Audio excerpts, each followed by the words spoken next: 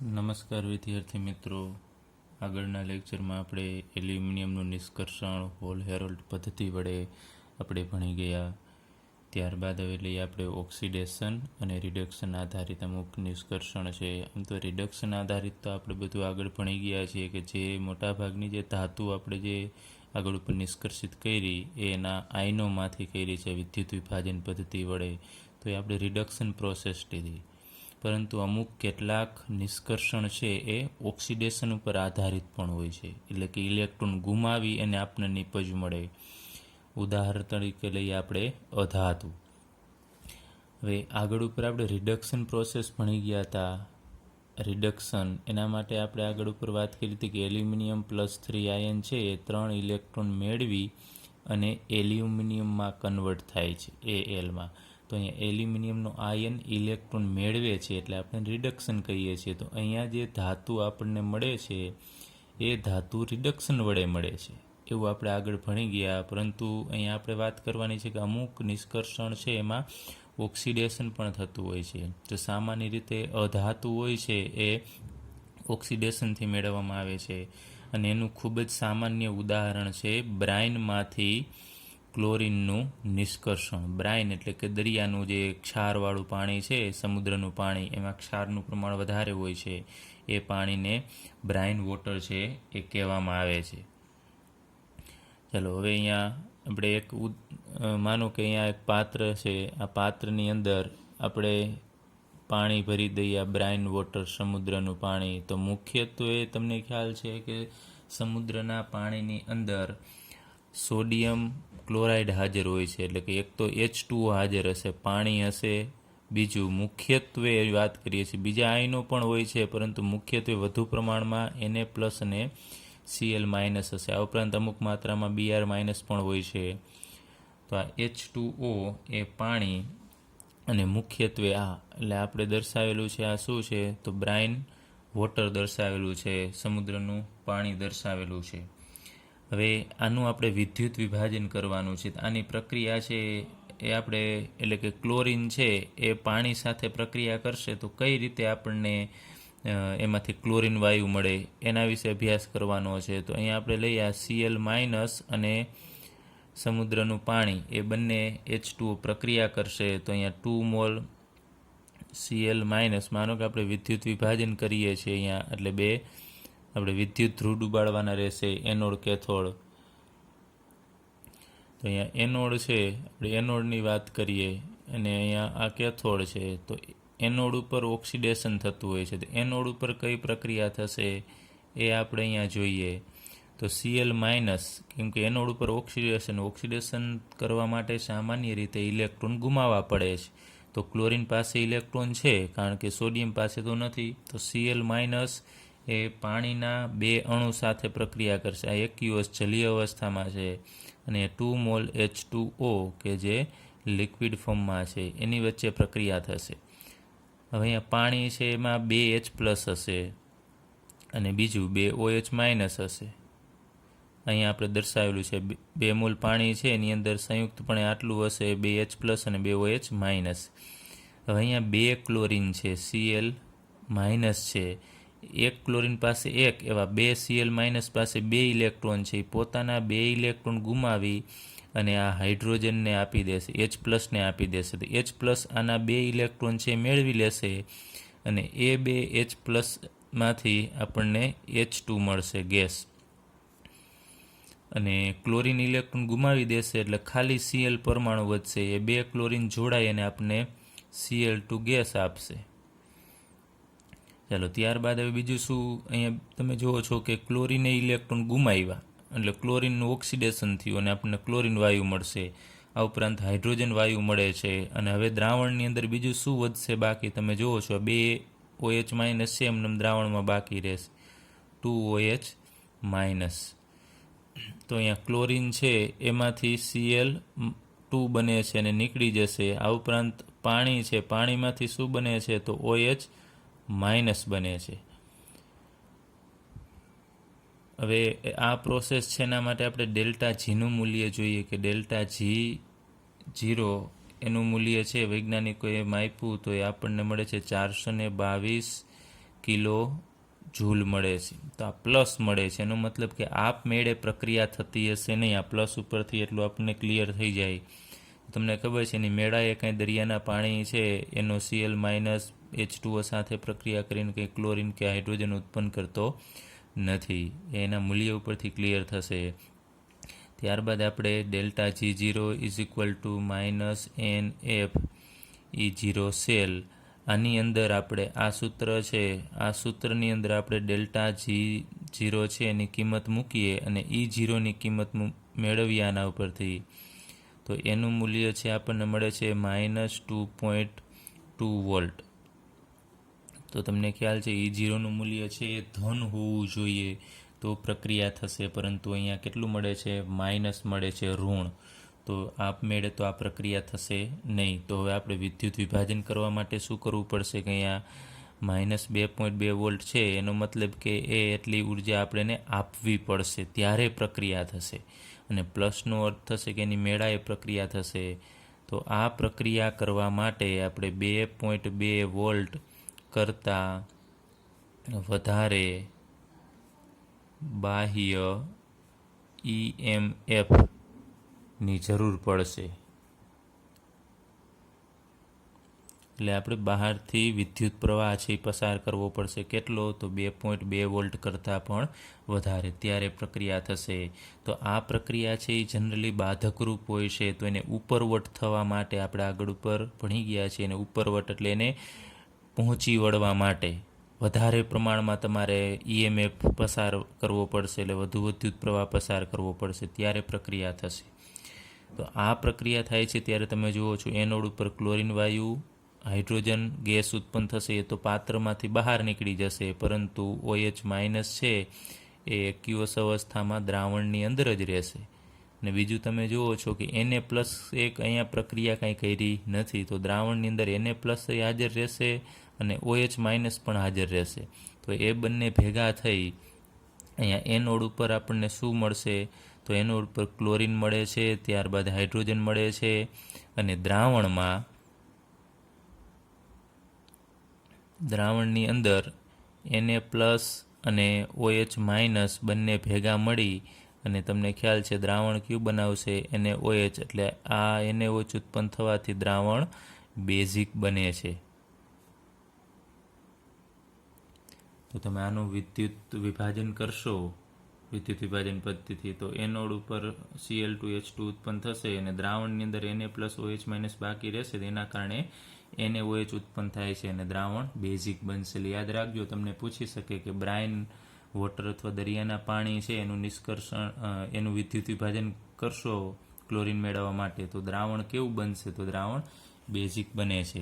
પરંતુ જો દ્રાવણ પિઘલિત અવસ્થામાં લેવામાં આવે, આ આપણે અત્યારે ડિટેલમાં નથી ભણતા, કારણ કે આગળ ઉપર આપણે વિદ્યુત રસાયણ ચેપ્ટરની અંદર ભણી ગયા છીએ કે જો પિઘલિત NaCl હોય, NaCl, તો એ પિઘલિત NaClની અંદર માત્ર શું હશે? તો એમાં પાણી તો હશે નહીં, માત્ર Na પ્લસ અને Cl માઇનસ જ હશે.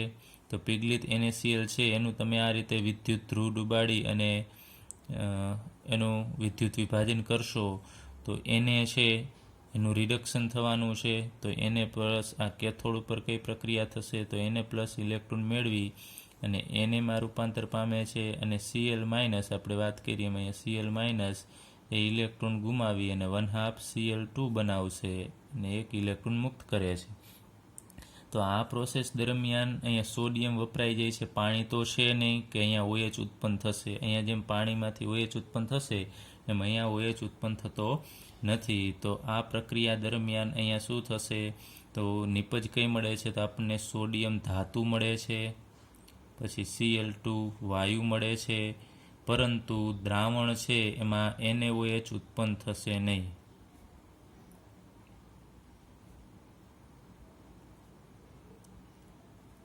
આ યાદ રાખજો, અહીંયા NaOH છે દ્રાવણની અંદર ઉત્પન્ન થાય છે, પરંતુ અહીંયા NaOH ઉત્પન્ન થતું નથી. પણ કયા દ્રાવણમાં? પિઘલિત NaCl લેવામાં આવે તો મીઠાને પીગાળવાનું, તો એની અંદર NaOH એનું વિદ્યુત વિભાજન કરશો તો NaOH ઉત્પન્ન થશે નહીં. જ્યારે બ્રાઇન વોટર છે એના દ્રાવણમાં NaOH ઉત્પન્ન થાય છે અને દ્રાવણ બેઝિક બને છે. ચાલો હવે આપણે લઈએ એજી અને એયુનું CN માઇનસ વડે નિક્ષાલન. આ પોઈન્ટ આપણે આગળ ઉપર આ ચેપ્ટરના શરૂઆતમાં ભણી ગયા છીએ. નિક્ષાલન પોઈન્ટ આપણે આવ્યો હતો, એમાં બોક્સાઇટમાંથી એલ્યુમિનાનું નિક્ષાલન, અને ત્યારબાદ આપણે લીધું હતું અન્ય ઉદાહરણ. એમાં અહીંયા એયુ એટલે કે ગોલ્ડ અને એજી એટલે સિલ્વર, એનું CN માઇનસ વડે નિક્ષાલન એ ભણી ગયા હતા. એ જ અહીંયા પ્રોસેસ તમને આપેલી છે, પરંતુ ત્યાં આપણે એમ લીધું હતું ને અહીંયા તમને પર્ટિક્યુલરલી એયુ અહીંયા દર્શાવેલો છે. તો આપણે ડાયરેક્ટ એ પ્રોસેસ અહીંયા લખીએ છીએ કે 4 મોલ, ત્યાં આપણે એમ લખતા હતા અહીંયા 4 મોલ એમ, જ્યારે અહીંયા આપણે લખવાનું થશે 4 મોલ એયુ સોલિડ, ત્યારબાદ 8 મોલ CN માઇનસ કે જે એક્યુઅસ છે, પ્લસ 2 મોલ H2O કે જે એક્યુઅસ ફોર્મમાં અથવા અહીંયા તમે લિક્વિડ પણ દર્શાવી શકો છો, પ્લસ અહીંયા ઓક્સિજન કે જે ગેસ અવસ્થામાં છે, એટલે ઓક્સિજન આમાંથી પસાર કરવાનો હોય છે. તો એમાંથી આ અશુદ્ધ છે, આપણે આગળ ઉપર વાત કરી હતી એયુ અશુદ્ધ છે, એમાંથી એયુ છે, અહીંયા તમે જુઓ છો આ એયુ એમનું તટસ્થ છે. હવે એમાંથી એક સંયોજન બને છે એયુ CN ટ્વાઇસ અને ઉપર અહીંયા માઇનસ, એવા અહીંયા 4 છે તો અહીંયા 4 બનશે. હવે અહીંયા એયુ ઉપર પ્લસ વીજભાર હોય છે, એયુ ઉપર પ્લસ હશે, તો એનો મતલબ કે આ પ્રક્રિયામાં શું થાય છે, એયુમાંથી અહીંયા એયુ પ્લસ બને છે, તો એયુમાંથી એયુ પ્લસ બને છે. એવી જ રીતે એજીમાંથી અહીંયા એજી હોય તો એમાંથી એજી પ્લસ બને છે. તો આ પ્રક્રિયા બંને કઈ પ્રક્રિયા થશે, તો તમને ખ્યાલ છે આ ઓક્સિડેશનની પ્રક્રિયા છે. તો અહીંયા આપણે પોઈન્ટ ભણ્યા એમાં આપણે વાત કરી કે ઓક્સિડેશનની પ્રક્રિયા લેવાની છે. તો આ અશુદ્ધ ધાતુ છે એનું સૌ પ્રથમ આપણે ઓક્સિડેશન કરીએ છીએ. અહીંયા તમે જુઓ છો એયુમાંથી અહીંયા એયુ પ્લસ હોય છે, અહીંયા આ તો સંકીર્ણ સંયોજન છે પણ અહીંયા પ્લસ હશે. એ જ રીતે એજી અહીંયા લેશો તો અહીંયા એજી પ્લસ બનશે. એટલે સૌ પ્રથમ ઓક્સિડેશન થાય છે, પછી આપણે બીજા તબક્કામાં શું કરીએ છીએ કે અહીંયા એયુ CN ટ્વાઇસ એના આપણે 2 મોલ લઈએ છીએ, એની પ્રક્રિયા છે આપણે ઝીંક ધાતુ સાથે કરીએ છીએ, અને ઝીંક છે એ વિસ્થાપન થાય છે. અહીંયા ઝીંક છે એ આ જગ્યાએ આવશે, એયુની જગ્યાએ, એયુ છે એ બહાર નીકળી જશે, એટલે આપણને અહીંયા મળે છે Zn CN 4 ટાઈમ્સ અને ઉપર 2 માઇનસ એક્યુઅસ અવસ્થામાં, અને પ્લસ આ જે એયુ અહીંયા 2 છે તો 2 મોલ આપણને એયુ સોલિડ અવસ્થામાં મળશે. તો અહીંયા આ જગ્યાએ પાછળથી પહેલાં ઓક્સિડેશન કરીએ છીએ, પાછળથી અહીં વિસ્થાપન પ્રોસેસ થશે. પછી આમાં તમે જુઓ છો તો પાછું રિડક્શન પણ થતું હોય છે, એયુ પ્લસમાંથી એયુ બને છે, પરંતુ શરૂઆતમાં આપણે ઓક્સિડેશન કરીએ છીએ અને પછી આપણે રિડક્શન અથવા એ વિસ્થાપન પ્રક્રિયા કહીએ છીએ. આ જ રીતે આ પ્રક્રિયા દ્વારા જેમ આપણે એયુ અને ગોલ્ડ માટે મેળવ્યા છે, એ જ રીતે આપણે ઝીંક ધાતુ માટે પણ આ રીતે પ્રોસેસ કરી અને ઝીંક છે એનું શુદ્ધિકરણ કરી શકાય છે. અને અહીંયા આ પ્રક્રિયા અહીંયા ઝીંક છે એ રિડક્શન કરતા તરીકે વર્તશે, રિડક્શન કરતા. અને આગળ ઉપર આપણે જોયું હતું એમાં એયુ છે, એ એયુ છે એની જગ્યાએ એમ આપેલું હતું, પરંતુ ત્યાં આપણે કાઉન્સમાં એમની જગ્યાએ એયુ અથવા એજી લખેલું હતું. તો જો તમને પૂછે નિક્ષાલન કે ગોલ્ડનું નિક્ષાલન છે એ સમજાવો, તો તમારે અહીંયા એયુ મૂકી દેવાનું છે, અને એજીનું પૂછે તો અહીંયા એજી મૂકી શકો છો, અથવા આગળની પ્રોસેસ છે પણ તમે લખી શકો છો. પરંતુ જો પર્ટિક્યુલરલી પૂછેલું હોય કે એયુનું, તો તમારે અહીંયા એયુ મૂકી અને પ્રક્રિયા લખવાની થશે. ચાલો હવે આપણે લઈએ ધાતુનું શુદ્ધિકરણ, અથવા તો એને પરિષ્કરણ પણ કહેવામાં આવે છે, રિફાઇનિંગ કરવાનું છે આપણે. તો આગળ ઉપર આપણે એલ્યુમિનિયમનું નિષ્કર્ષણ ભણી ગયા, આયર્નનું નિષ્કર્ષણ ભણી ગયા, ઝીંકનું નિષ્કર્ષણ, કોપરનું નિષ્કર્ષણ, આ બધી જે આપણે ધાતુ મેળવી એના તબક્કા આપણે ભણી ગયા હતા. પહેલાં સંકેન્દ્રીકરણ કરવું, પછી એમાંથી ધાતુ છૂટી પાડવી, અને હવે આ છેલ્લો પોઈન્ટ આવે છે કે એ ધાતુ જે આપણને મળી એ ધાતુનું આપણે શુદ્ધિકરણ કરવાનું છે. તો આગળ ઉપર આપણે જે હોલ હેરોલ્ડ પદ્ધતિ કે વાત ભઠ્ઠી દ્વારા આપણે આયર્ન મેળવવું, એ કોઈ પણ પદ્ધતિથી મેળવેલ ધાતુ છે એ શુદ્ધ હોતી નથી. એ સામાન્ય રીતે કેટલીક અશુદ્ધિથી સંદૂષિત થયેલી હોય છે, પ્રદૂષિત થયેલી હશે, એટલે એ ધાતુની અંદર થોડાક પ્રમાણમાં અશુદ્ધિઓ પણ હાજર હોય છે, અને એ અશુદ્ધિ આપણે દૂર કરવી પડશે જો ઉચ્ચ કક્ષાની આપણે ધાતુ મેળવવી હોય તો. તો તો એ ઉચ્ચ શુદ્ધતાવાળી ધાતુ મેળવવા માટે, એટલે કે એમાંથી અશુદ્ધિ દૂર કરવા માટે આપણે કેટલીક પદ્ધતિઓ વાપરીએ છીએ. અને એ પદ્ધતિ કેના ઉપર આધારિત હોય છે? તો ધાતુઓ અને અશુદ્ધિઓ એની અંદર જે હાજર છે એના જુદા જુદા ગુણધર્મો પર આધારિત હોય છે. હવે કોઈ પણ એક પદ્ધતિ છે એ બધી ધાતુ માટે લાગુ પાડી શકાતી નથી, કારણ કે એની અંદર એ ધાતુ અલગ હોય છે અને એની અંદર રહેલી અશુદ્ધિઓ પણ અલગ અલગ હોય છે. તો કયા પ્રકારની અશુદ્ધિ છે અને કયા પ્રકારની ધાતુ છે એના આધારે પદ્ધતિ નક્કી કરવામાં આવે છે, એના ગુણધર્મો ઉપર આધારિત. તો અહીંયા અમુક આપણે પદ્ધતિઓનો અભ્યાસ કરીશું. એના આપણે સૌપ્રથમ નામ લઈએ તો પહેલી નિસ્યંદન પદ્ધતિ વિશે આપણે અભ્યાસ કરીશું, ત્યારબાદ દ્રાવગલન, ત્યારબાદ વિદ્યુત વિભાજન, ત્યારબાદ જૌન શુદ્ધિકરણ પદ્ધતિ, ત્યારબાદ બાષ્પ કલા શુદ્ધિકરણ અને છેલ્લે ક્રોમેટોગ્રાફી પદ્ધતિઓ વિશે આપણે થોડી ચર્ચા કરીશું. તો આપણે સૌપ્રથમ આ નિસ્યંદન પદ્ધતિ વિશે વાત કરીએ.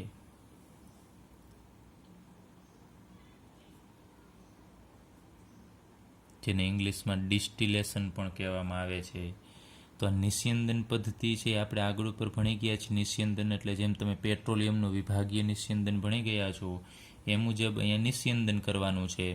નિસ્યંદન કરવા માટે શું કરવામાં આવે છે? ધાતુ છે એને આપણે ગરમ કરી પીગાળી એની બાષ્પ બનાવવી પડશે. નિસ્યંદન માટે અહીંયા આપણે લખીએ, એક આકૃતિ ડાયાગ્રામ દોરીએ, સિમ્પલ ડાયાગ્રામ અહીંયા દોરીએ છીએ. માનો કે આ એક પાત્ર છે, એની અંદર આપણે કોઈ પણ ધાતુ છે ઘન અવસ્થામાં હશે. અહીંયા આ ધાતુ છે એની અંદર અશુદ્ધિ પણ હાજર હશે. એને બહુ ઊંચા ટેમ્પરેચર આપણે ગરમ કરવાનું અને એ ધાતુને એટલું ગરમ કરવાનું કે ઘન અવસ્થા છે એમાંથી એ પ્રવાહી અવસ્થામાં આવી જશે, પીગળી જશે. પીગાળ્યા પછી પણ આપણે એને એટલું ગરમ કરીશું કે એની શું બનશે? બાષ્પ બનશે. અને એ બાષ્પ છે એને આપણે પછી ભેગી કરીશું.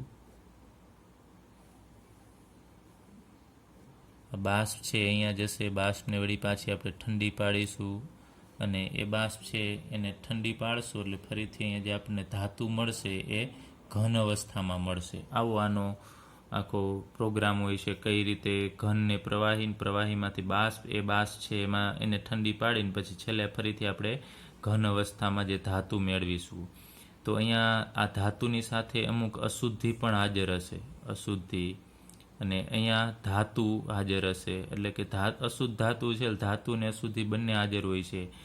હવે અહીંયા તમે ગરમ કરશો તો ધાતુ પીગળી જશે અને ધાતુની જ બાષ્પ બનશે. જે બાષ્પ હશે અહીંયા એ માત્ર ધાતુની હશે, અશુદ્ધિ છે એની બાષ્પ બનશે નહીં. તો અશુદ્ધિ એ નીચે રહી જશે અને બાષ્પ માત્ર ધાતુની છે એ ઉપર જશે. એને ઠંડી પાડશો એટલે ધાતુ ઘન અવસ્થામાં આવી જશે. તો આ રીતે આપણે અશુદ્ધ ધાતુ છે એમાંથી આપણે શુદ્ધ ધાતુ મેળવી શકીએ છીએ. કયા સિદ્ધાંતથી? તો નિસ્યંદન પદ્ધતિથી. હવે નિસ્યંદન તમને સમજાઈ ગયું શું થાય છે? આમાં બાષ્પ બનાવીએ છીએ આપણે, પરંતુ અહીંયા અશુદ્ધિ છે એ નીચે જ રહી જાય છે. અશુદ્ધિની બાષ્પ બનશે નહીં. જો એની બાષ્પ બને તો પછી એ અલગ પાડી શકાતું નથી. તો નિસ્યંદન પદ્ધતિ છે એમાં કેનો ઉપયોગ થાય જનરલી?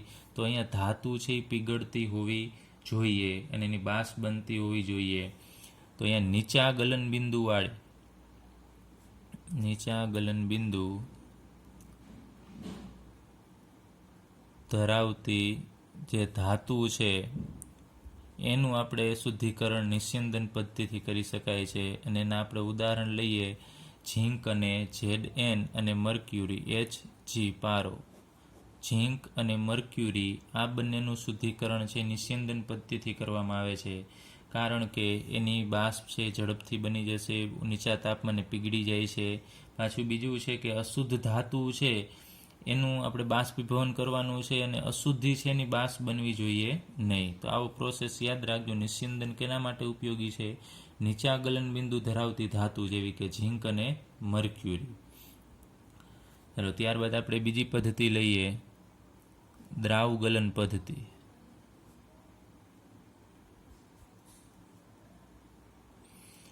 તો દ્રાવગલન પદ્ધતિ છે એ પણ નીચા ગલનબિંદુ ધરાવતી ધાતુ માટે જ ઉપયોગી છે, મુખ્યત્વે આ ટીન માટે. ટીન જેવી નીચા ગલનબિંદુ ધરાવતી ધાતુ માટે. ચાલો આમાં આ પદ્ધતિમાં શું કરવામાં આવે છે, માનો કે આપણી પાસે ઝીંક ધાતુ છે એ અશુદ્ધ સ્વરૂપમાં છે, તો એક આ રીતની રચના હોય છે.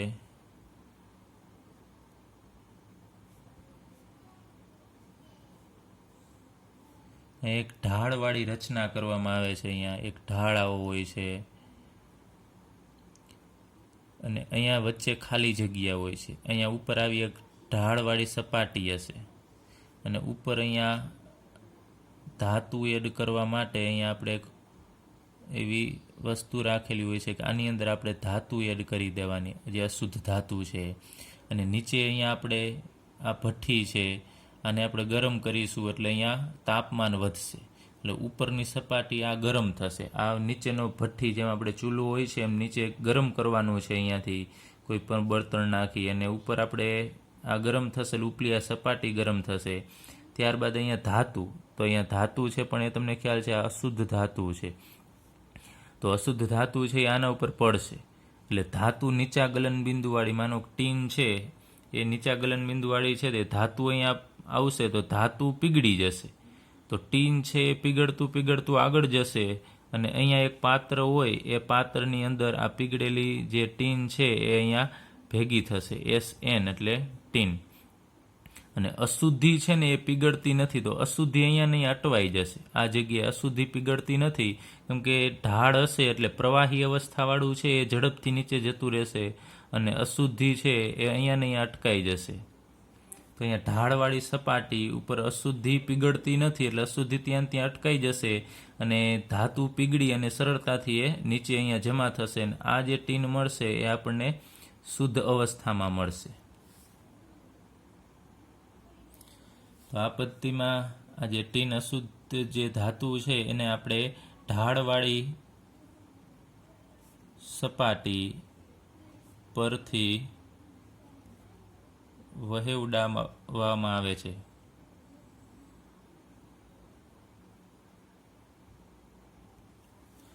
અને મુખ્યત્વે આમાં પણ એવું છે, અશુદ્ધિ છે એ પીગળશે નહીં, એનું ગલનબિંદુ ઊંચું હોવું જોઈએ. પાછું અશુદ્ધિ હોય આની અંદર એ પાછી નીચા ગલનબિંદુવાળી ન હોવી જોઈએ, નહીતર તો આ શુદ્ધિ પણ વળી પાછી પીગળી જાય તો એ અહીંયા ફરીથી ભેગી થશે. એટલે જેમાં અશુદ્ધિ છે એનું ગલનબિંદુ ઊંચું હોય, ગલનબિંદુ ઊંચું, એના માટે આ પદ્ધતિ છે લાગુ પાડી શકાય છે. તો યાદ રાખજો, નિસ્યંદન ઝીંક અને મર્ક્યુરી માટે દ્રાવ ગલન છે ટીન જેવી ધાતુના નિષ્કર્ષ શુદ્ધિકરણ માટે વપરાય છે. ચાલો આપણે ત્યારબાદ ત્રીજી પદ્ધતિ લઈએ, વિદ્યુત વિભાજનીય પદ્ધતિ અથવા તો શુદ્ધિકરણ. વિદ્યુત વિભાજન વડે આપણે શુદ્ધિકરણ કરવાનું છે. તો આના માટે આપણે એક વિદ્યુત વિભાજન કોષ છે એનો ઉપયોગ કરવો પડશે. માનો કે આપણી પાસે કોષ છે, એની અંદર આપણે દ્રાવણ ભરવું પડશે, જે આપણે આગળ ઉપર ભણી ગયા છીએ. ત્યારબાદ એમાં આપણે 2 વિદ્યુત ધ્રુવ ડૂબાડવાના રહેશે. એમાં એક બાજુનો છે એને આપણે એનોડ કહેશું ને એક બાજુનો જે વિદ્યુત ધ્રુવ છે એને કેથોડ કહેશું. તો આ બાજુનો ભાગ છે ને આપણે એનોડ કહીએ અને આ બાજુનો ભાગ છે એ કેથોડ થશે. હવે એનોડ અને કેથોડ છે અને બીજું અહીંયા એક દ્રાવણ છે. તો આ પદ્ધતિમાં આપણે એક વસ્તુ યાદ રાખજો, જેનું શુદ્ધિકરણ કરવાનું હોય, જે અશુદ્ધ ધાતુ છે, જે ધાતુનું શુદ્ધિકરણ કરવાનું હોય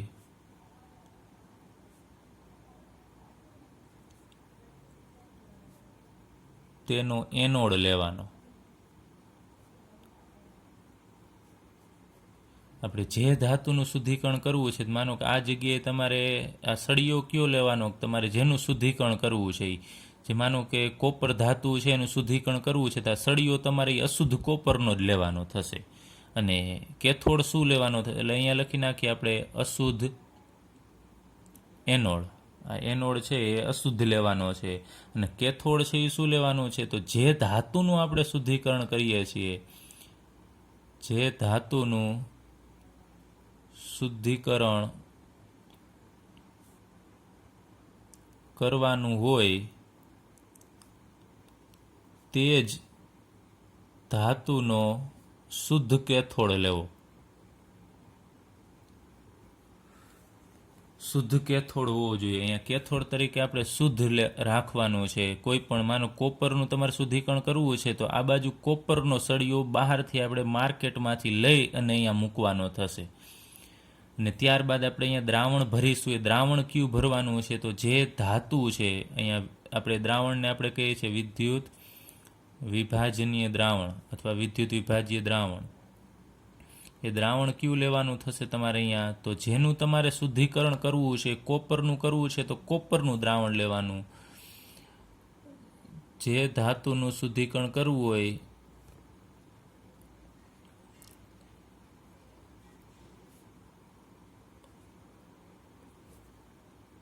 તે જ ધાતુનું દ્રાવણ લેવાનું, પણ આયનવાળું દ્રાવણ લેવાનું થશે તમારે. હવે આમાં પ્રોસેસ થશે. અશુદ્ધ એનોડ છે અને શુદ્ધ કેથોડ છે. માનો કે અહીંયા આપણે કોઈ પણ એક ધાતુ છે એ એમ લઈ લઈએ. આ એમ નામની ધાતુ છે અને દ્રાવણ લેવાનું છે આપણે અહીંયા અશુદ્ધ એમ મેટલ થશે, આપણે જનરલ નામ આપીશું એટલે. અને દ્રાવણ લેવાનું છે એનું આયનવાળું. અહીંયા જે ધાતુ છે એનો જે આયન હોય એનું દ્રાવણ લેવાનું. એટલે અહીંયા જે અશુદ્ધ એનોડ છે એનું ઓક્સિડેશન થશે. તો અહીંયા પ્રક્રિયા કેવી થાય છે? તો કેથોડ ઉપર કઈ પ્રક્રિયા થશે ને એનોડ ઉપર? સૌપ્રથમ આપણે લઈએ એનોડ ઉપર કઈ પ્રક્રિયા થશે? તો એનોડ ઉપર રહેલો આ સળિયો છે એમાં રહેલા ધાતુ આયન છે એ દ્રાવણની અંદર જશે. પહેલેથી M+ તો હતા જ અને બીજા વળી પાછા Mn+ છે એ મુક્ત થશે. તો M સોલિડ જે સળિયો હતો એ ઇલેક્ટ્રોન ગુમાવશે. માનો કે N જેટલા ઇલેક્ટ્રોન ગુમાવે છે તો M ઉપર N જેટલો વીજભાર આવશે. અને કેથોડ ઉપર કઈ પ્રોસેસ થશે? તો કેથોડ ઉપર જે આ આયનો દ્રાવણની અંદર હાજર છે એ આયનો છે Mn+ કે જે એક્યુઅસ અવસ્થામાં છે એ આ N ઇલેક્ટ્રોન મેળવશે અને એમાંથી M સોલિડ બનાવશે. આને ઇલેક્ટ્રોન ગુમાવ્યા એટલે આ સળિયો ખવાતો જશે. તમને ખબર છે કે આ દ્રાવણમાં એ જતા રહેશે આયનો અને આ આયનો ઇલેક્ટ્રોન મેળવીને ફરીથી અહીંયા કેથોડ ઉપર અહીંયા જમા થતા જશે. એમ છે એ જમા થતું જશે. તો તમે ઓલ ઓવર જુઓ છો કે આ પ્રક્રિયા એમ હતું એ ઓગળી ગયું, વળી પાછું એ ઇલેક્ટ્રોન મેળવીને એમ બને છે. તો આ એમ હતું એ એનોડ ઉપર હતું, ત્યાંથી અહીંયા પાછો એમ ઘન અવસ્થામાં મળે છે. ક્યાં જાય છે? તો કેથોડ ઉપર જાય છે. તો આના ઉપરથી તમને એટલું ખબર પડી જાય કે બીજું કંઈ આ પ્રોસેસમાં નથી થતું. એનોડ ઉપરની ધાતુ છે ને કેથોડ ઉપર જતી રહે છે. એનોડ ઉપરની ધાતુ કેથોડ ઉપર. પરંતુ અહીંયા અમુક અશુદ્ધિ હશે. માનો કે પ્લેટિનમની અશુદ્ધિ છે આની અંદર, તો પ્લેટિનમનું કાંઈ ઓક્સિડેશન થશે નહીં. તો પ્લેટિનમ છે એ ઓક્સિડેશન ન થયેલા ધીમે ધીમે આ સળિયો છે તમે જુઓ છો આમ ખવાતો જશે. આમ સળિયો ખવાતો જાય અને એના આયનો બનતા જાય. આયન ઇલેક્ટ્રોન મેળવીને અહીંયા કેથોડ ઉપર જમા થતો જશે.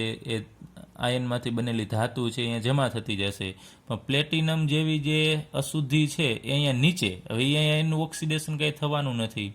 પ્લેટિનમમાંથી પ્લેટિનમનો આયન બનતો નથી એટલે અહીંયા નીચે ભેગી થશે. એને આપણે એનોડ પંક કહેશું. એનોડ પંક એટલે આમ તો કાદવ એવો અર્થ થાય. તો એનોડની નીચે કાદવ ભેગો થયો, અશુદ્ધિ ભેગી થઈ છે, એને આપણે એનોડ પંક કહેશું. તો એનોડ પંક છે એનું ઓક્સિડેશન થતું નથી. ઓક્સિડેશન કેનું થાય છે? આ ધાતુનું. તો જે વધુ બેઝિક ધાતુ હશે, વધુ બેઝિક ધાતુ છે ને એ ક્યાં જશે? તો દ્રાવણમાં જશે. વધુ બેઝિક એટલે માનો કે આ ધાતુ છે એને ઇલેક્ટ્રોન ગુમાવ્યા એટલે બેઝિક થઈ ધાતુ, એને ઇલેક્ટ્રોન ગુમાવે છે. તો વધુ બેઝિક ધાતુ માનો કે આ M વધુ બેઝિક છે તો એ ઇલેક્ટ્રોન ગુમાવીને M+N બનાવ્યા, આયનો બનાવ્યા. આયનો ક્યાં જાય છે તમે જુઓ છો? એ દ્રાવણમાં જાય છે. તો વધુ બેઝિક ધાતુ છે એ દ્રાવણમાં રહેશે. અને જે ઓછી બેઝિક ધાતુ છે, ઓછી બેઝિક ધાતુ તરીકે આપણે લઈએ કે આ અશુદ્ધિ તરીકે પ્લેટિનમ, એ ધાતુ જ છે પરંતુ એ ઓછી બેઝિક ધાતુ છે.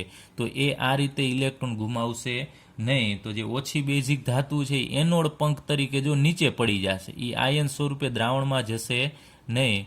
તો એ એનોડની નીચે એનોડ પંક તરીકે રહેશે. ચાલો, વધુ બેઝિક ધાતુ એટલે જેનો આપણે સળિયો લીધો છે એ દ્રાવણમાં જશે, અને અશુદ્ધિ છે કે જે ઓછી બેઝિક હોય છે એ ધાતુ છે એ એનોડની નીચે એનોડ પંક તરીકે રહેશે. ચાલો, તો આ પદ્ધતિ દરમિયાન આપણે બહારથી વિદ્યુત પ્રવાહ છે એ આપવો પડે છે. તો અધિકતમ વોલ્ટેજ આપણે આગળ ઉપર ભણી ગયા છીએ, ઓવર પોટેન્શિયલ, અને ગિબ્સ ઉર્જાના મદદથી આપણે આખો પોઈન્ટ સમજાવી શકીએ છીએ કે કઈ રીતે ધાતુ વધુ બેઝિક હોય દ્રાવણમાં જાય ને ઓછી બેઝિક છે એનોડ પંક તરીકે નીચે રહેશે. હવે આપણે એક અહીંયા બીજો મેઇન પોઈન્ટ લેવાનો છે. આપણને પૂછી શકે કે કોપર ધાતુનું શુદ્ધિકરણ વિદ્યુત વિભાજન પદ્ધતિથી સમજાવો. તો કોપર ધાતુનું શુદ્ધિકરણ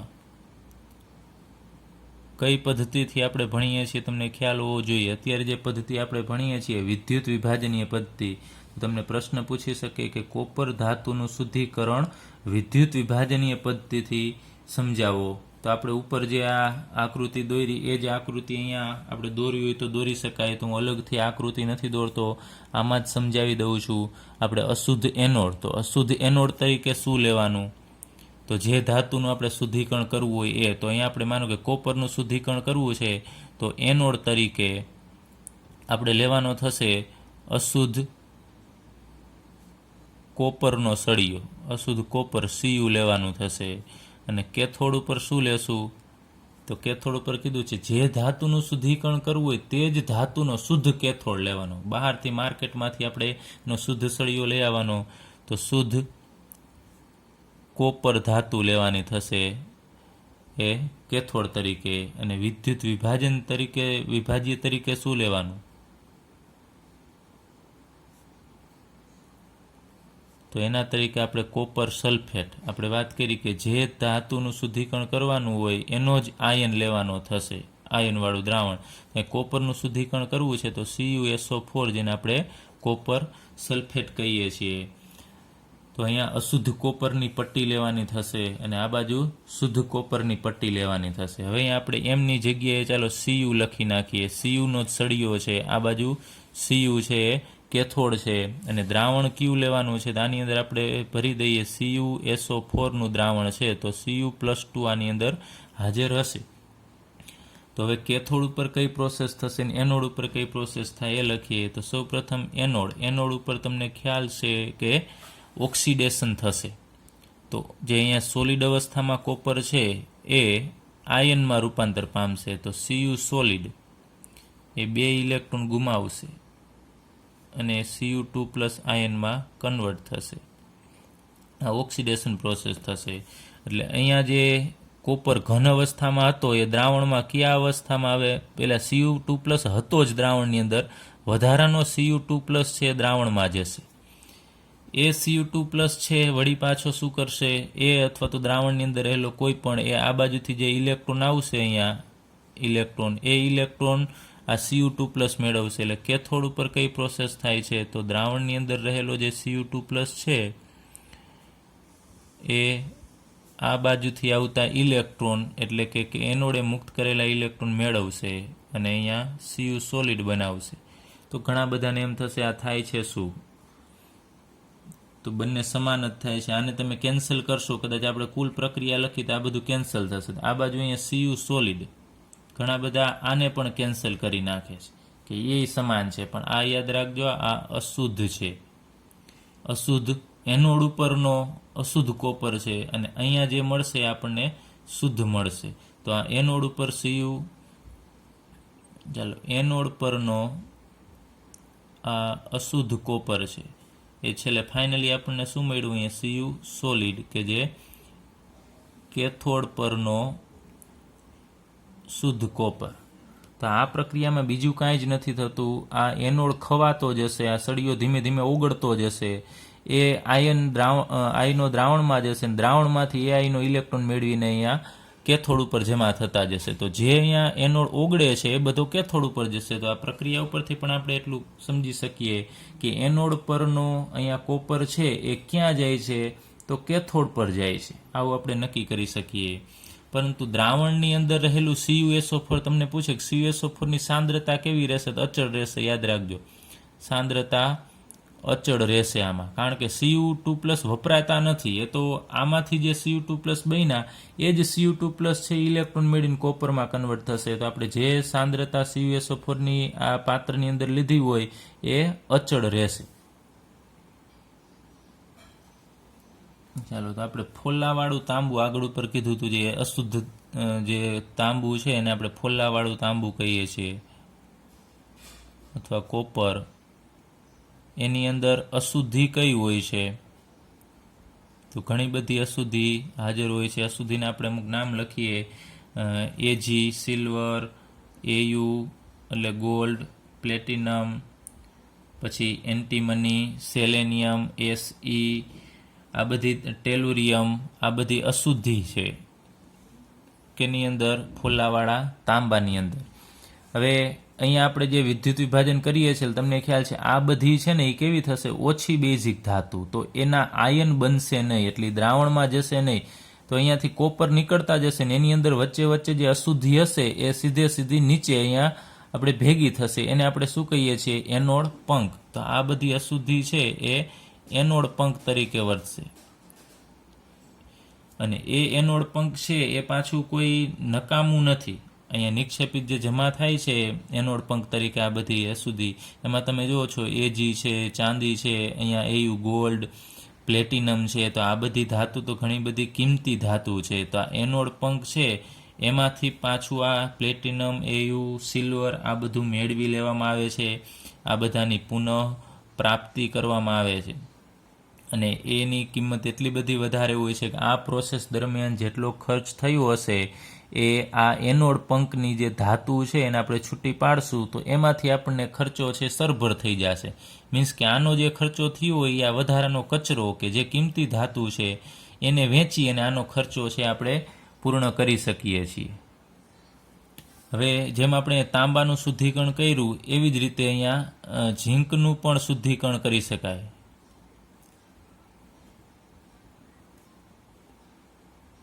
આ પદ્ધતિથી કરી શકાય.